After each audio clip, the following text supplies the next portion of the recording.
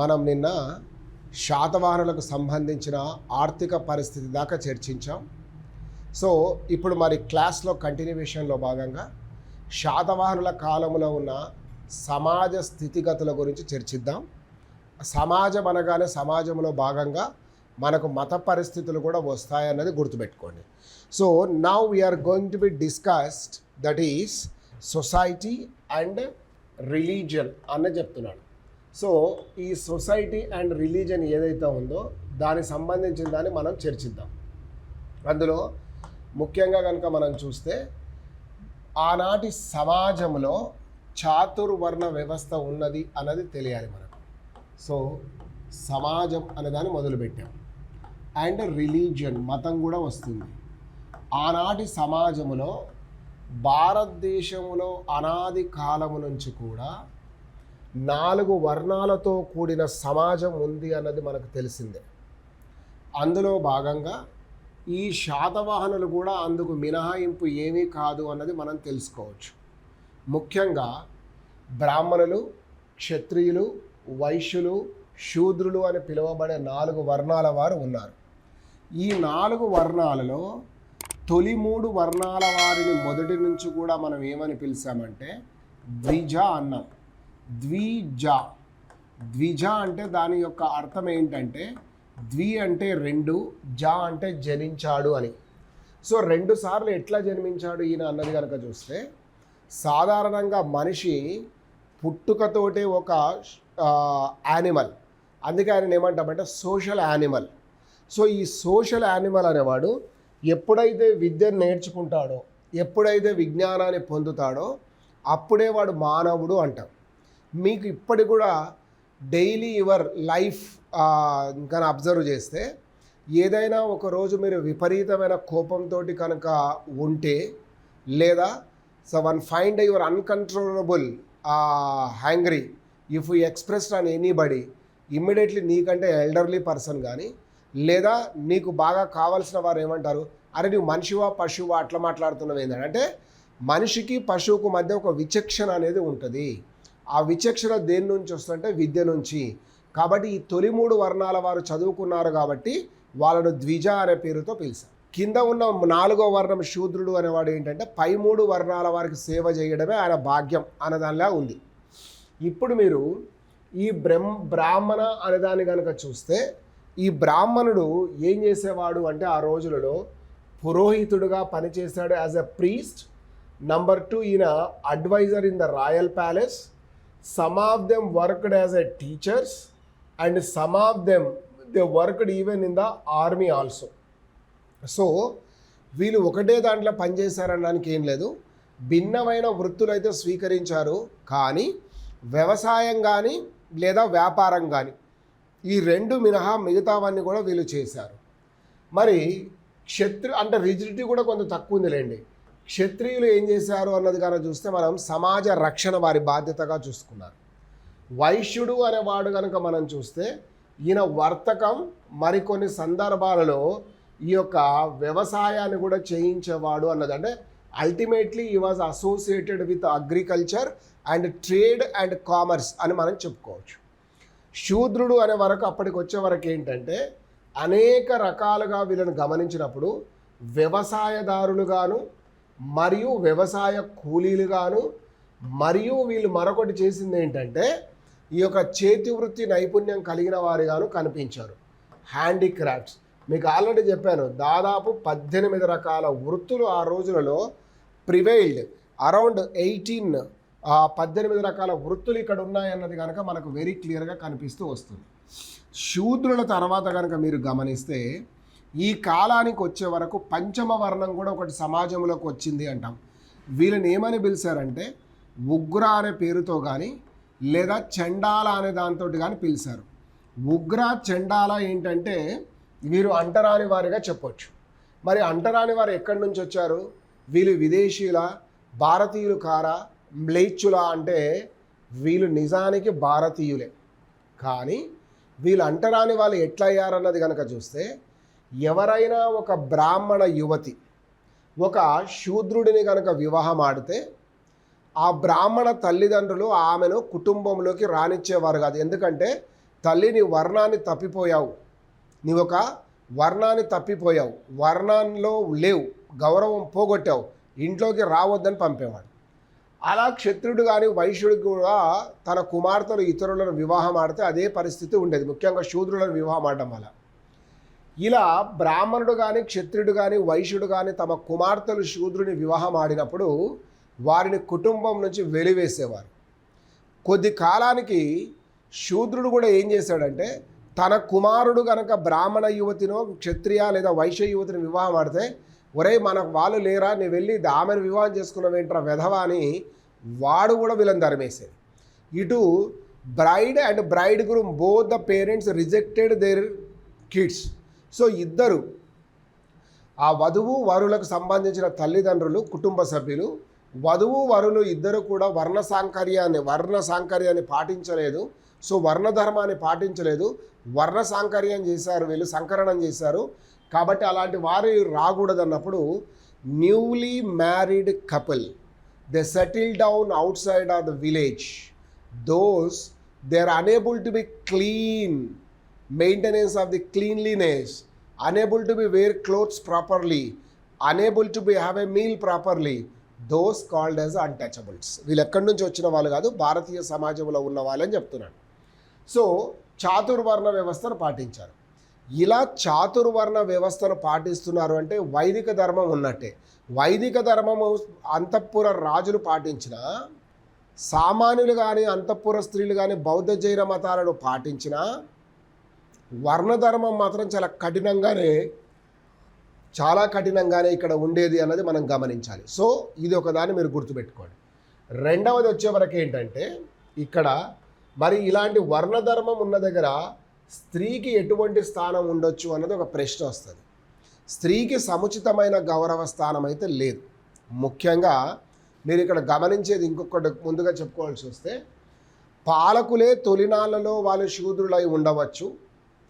అందువలనే స్థాపకుడైన శ్రీముఖుడు తన తొలినాళ్లలో జైన మతాన్ని పాటించి తర్వాత కాలానికి వచ్చే వరకు వాడేమయ్యాడు, ఈ యొక్క శైవ మతాన్ని స్వీకరించాడు అన్నది చెప్తున్నాను. అలా జరిగింది ఇక్కడ. సో అలా జరిగితే తర్వాత గౌతమీపుత్ర శాతకర్ణికి వచ్చే వరకు వాళ్ళ తల్లి గౌతమ ఈ బ్రాహ్మణ స్త్రీ కాబట్టి తను తన కుమారుడికి ఏకబ్రాహ్మణ అనే బిరుదు ఉన్నట్టుగా పేర్కొన్నది. సో ఆయన బ్రాహ్మణ మతానికి చెందినవాడిగా తనను తాను పేర్కొనడం అనేది జరిగినట్లుగా కూడా మనకి ఇక్కడ కనిపిస్తుంది.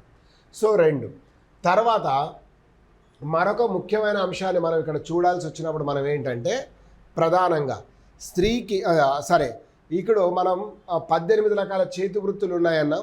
ఒక్కొక్కరిని ఏ పేరుతో పిలిచారన్నది మీకు మొన్న టాపిక్లో చెప్పాను నేను ఆర్థిక పరిస్థితి చెప్పేటప్పుడు.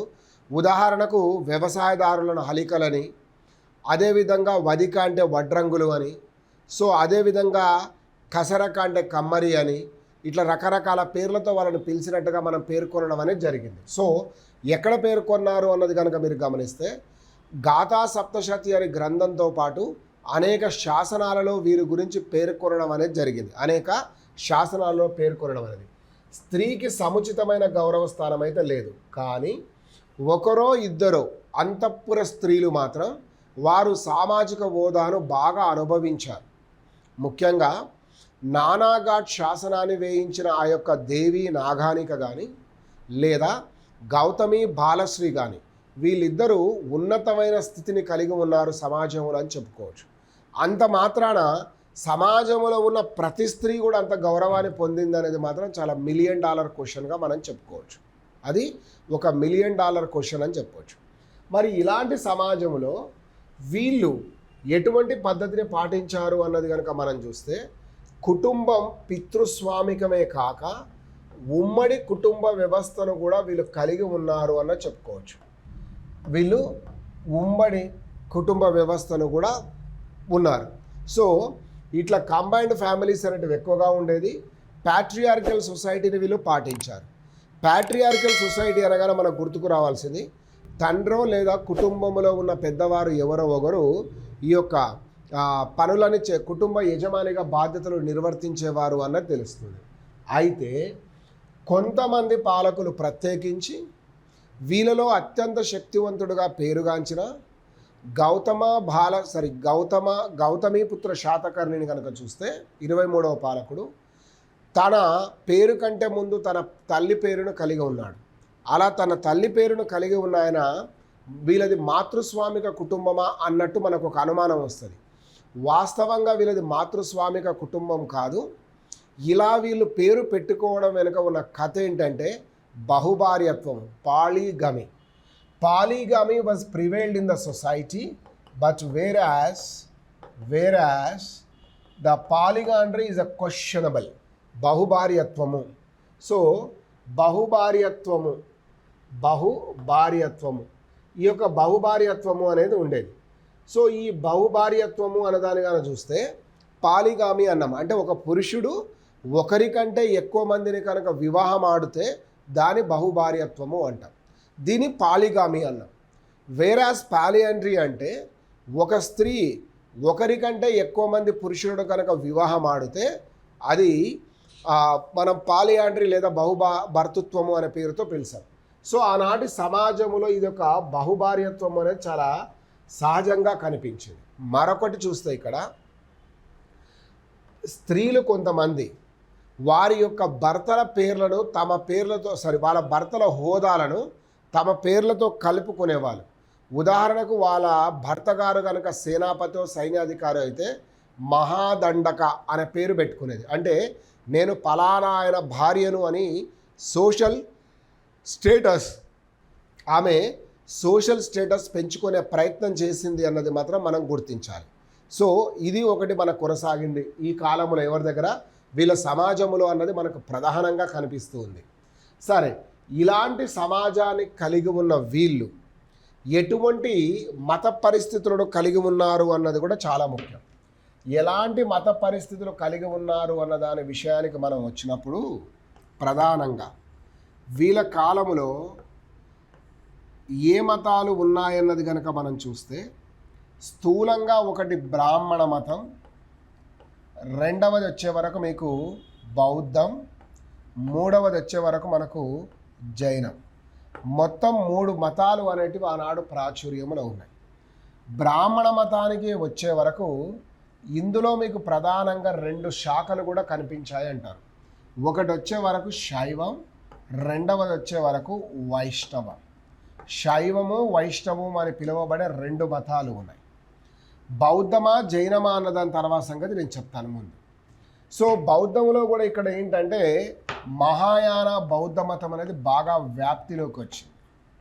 అదేవిధంగా జైనం కూడా ఆనాడు బాగా వ్యాప్తిలో ఉండేది అన్నది మనకు తెలిసిందే.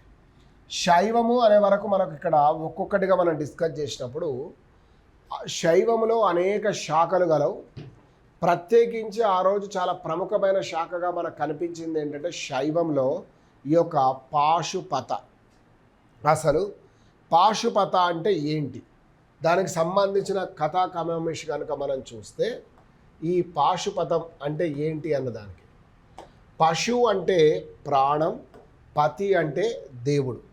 ఈ ప్రాణం కలిగిన దేవుడు ఎవరికి, ఏ ప్రాణులకు దేవుడు ఆయన, ఏ అంటే ప్రాణులకు దేవుడు ఎవరు అన్న క్వశ్చన్ వచ్చినప్పుడు ఆయనను మనం శివుడు అంటాం.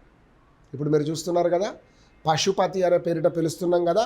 ఈ యొక్క పాశుపత అంటే పశు ప్లస్ పతి. ఈ యొక్క పశు అంటే జీవి, పతి అంటే దేవుడు. ఈ పాశుపత అనే కల్ట్ను భారతదేశంలో వ్యాప్తి చేసిన వారు లేదా స్థాపించిన వారిని కనుక మనం ముందుగా చూస్తే మొట్టమొదటగా ఈ యొక్క గుజరాత్ ప్రాంతానికి చెందిన లకులీసుడు అనేవాడిని చెప్పుకోవచ్చు. లకులీసుడు మరి ఆ రోజు తెలంగాణ ప్రాంతంలో కనుక మీరు గమనిస్తే ఎక్కడున్న ఈ శైవ క్షేత్రాలు అన్న దానికి వస్తే చరిత్రకారుల యొక్క అభిప్రాయం ప్రకారం ఆనాడు శ్రీశైలంలో ఒకటి, అలంపురము ఒకటి, ఈ 2 కూడా చాలా ప్రసిద్ధి చెందిన శైవ క్షేత్రాలుగా చెప్తాం. శ్రీశైలాన్ని కనుక మీరు తీసుకుంటే మొత్తం మనకున్న శక్తిపీఠాలలో శ్రీశైలం యొక్క గొప్పతనం ఏమిటంటే ఎక్కడైనా శక్తిపీఠాలలో కేవలం అమ్మవారు మాత్రమే అక్కడ ఉండి ఉంటుంది. కానీ ఇక్కడ శ్రీశైలం దగ్గరికి వచ్చే వరకు అమ్మవారితో పాటు మల్లికార్జున స్వామి కూడా ఉంటాడు. అందుకే భ్రమరాంబ మల్లికార్జున స్వామి దేవాలయం అంటాం.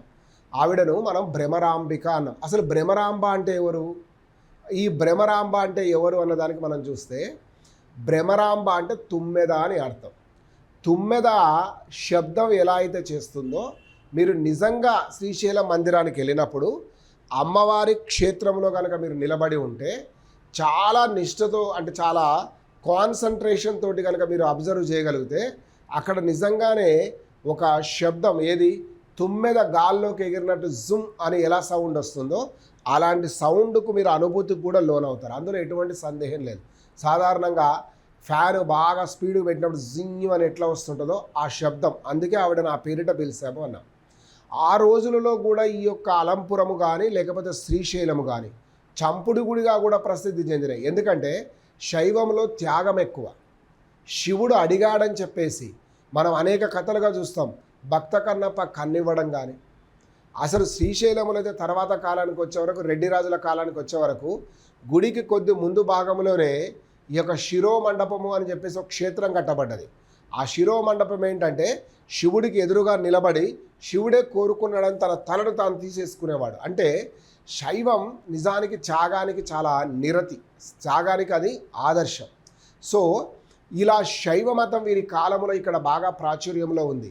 సామాన్య ప్రజలలో కొందరు, ముఖ్యంగా శాతవాహన పాలకులను కనుక మీరు గమనిస్తే శాతవాహన పాలకులు గమనిస్తే మొదటి వారు ఎవరైతే ఉన్నారో ఆయనగా ఆ శ్రీముఖుడే తొలినాలలో జైన మత అభిమానైన కూడా తర్వాత కాలంలో ఆయన ఏ మతాన్ని పాటించాడని చెప్పాను? శైవ మతాన్ని. మొత్తం పాలకులను తీసుకోండి, ఎవరు చూసినా శైవమే, ఒకరో ఇద్దరో తప్ప వాళ్ళ పేర్లను గమనిస్తే కూడా మీకు తెలుస్తుంటుంది. వీళ్ళ పేర్లు మొత్తం కూడా బ్రాహ్మణ మతం లేదా వైదిక మతానికి చాలా దగ్గరగా ఉన్నట్లుగా మనకు కనిపించాయి. సో అదొక ఇంపార్టెన్స్గా మీరు చూడండి.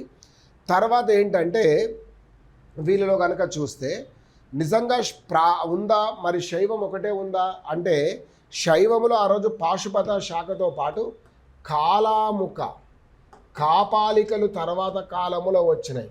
కాపాలిక అంటే కపాలములో భోజనము చేయువాడు, అయ్యా శివుడే శ్మశానములో ఉంటాడు.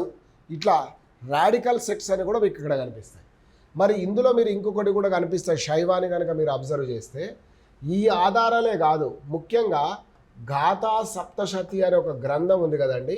ఈ గాథా సప్తశతి దేంతో ప్రారంభమైందంటే శివస్థుతితో ప్రారంభమైంది. శివస్థుతితో ప్రారంభమై దేంతో ముగుస్తుంది? శివస్థుతితో ప్రారంభమైన ఇది రాధాకృష్ణల ప్రణయ వృత్తాంతంతో ముగిసిపోయింది. రాధాకృష్ణల ప్రణయ వృత్తాంతంతో ఇది ముగిసిపోయింది అన్నది నేను చెప్తున్నాను. అంటే ఆనాటికే ఇక్కడ వైష్ణవం కూడా వచ్చినట్టు భావించాలి కదా, మనం వైష్ణవం వచ్చినట్టుగా భావించాలి. సో ఈ రోజులలో మనం టెంపుల్ కనుక చూస్తే నిజానికి ఈ రోజుకి అవైలబిలిటీలో ఉన్నది మాత్రం తెలంగాణ ప్రాంతంలో లేకున్నా ఆంధ్రలోనే మీకు బాగా కనిపిస్తుంది. ఆంధ్రలో చిత్తూరు జిల్లాలోని మల్లాం అనే గ్రామం దగ్గర ఆర్కియాలజీ సర్వే ఆఫ్ ఇండియా వాళ్ళు జరిపిన తవ్వకాలలో గుడి వచ్చింది. అప్పటి నుంచే దానికి గుడి మల్లాం అంటాం. ఇక్కడ శివుడు ఎలా ఉన్నాడు అంటే శివుడు లింగ రూపంలో ఉన్న శివుడి ఈ లింగ రూపంలో ఉన్న శివుడి పైన ఆ లింగం పైన ఈ యొక్క శివుడి చిత్రపటం కలదు. ఆ శివుడి కళ్ళు బాగా ఎరుపు వర్ణంలో ఉన్నాయని, జుట్టును కూడా బాగా కలిగి ఉన్నాడు ఆయన, అంటే జుంపాలు కలిగి ఉన్నాడు, బాగా ఎక్కువ కేశాలను కలిగి ఉన్నాడు అన్నది మనం తెలుసుకోవచ్చు. అదే కాకుండా గుడి మల్లాం దగ్గర ఈ గుడి సమీపంలో అనేక జంతువుల ఎముకలు కూడా లభించాయి. దీన్ని బట్టి చరిత్రకారుల అంచనా ఏంటంటే బహుశా ఆ రోజులలో వీళ్ళు జంతు బలిని కూడా చేసి ఉండవచ్చు అని పేర్కొంటున్నారు. జంతు బలిని కూడా పేర్కొన్నారు అని తెలుస్తుంది. సో ఒకటి పాశుపత అంటే శైవం తర్వాత రెండవ మతం ఆనాడు ప్రసిద్ధి చెందిందాన్ని ఏమంటామంటే వైష్ణవం అంటాం. ఈ వైష్ణవానికి అసలు పేరు ఏంటంటే భాగవతం. ఈ భాగవత మతానికి ఆద్యుడు ఎవరు అంటే వాసుదేవ కృష్ణుడు. ఈ వాసుదేవ కృష్ణుడిని మనం ఏమంటామంటే దేవదేవుడు, దేవకీ నందనుడు, చాలా గొప్పవాడు అని చెప్తాం. మొత్తం దశావతారాలలో ద్వాపర యుగంలో కృష్ణావతారాన్ని ఎత్తిన ఈ కృష్ణుడు మనకు వైష్ణవ ముఖ్యంగా భాగవతాన్ని ఇచ్చాడు మనకని తెలుస్తుంది. భాగవతం ఎప్పుడు వచ్చింది అన్నది కనుక మీరు గమనిస్తే దేశములో వ్యవసాయం స్థిరపడ్డ తర్వాత వచ్చినదే భాగవతం.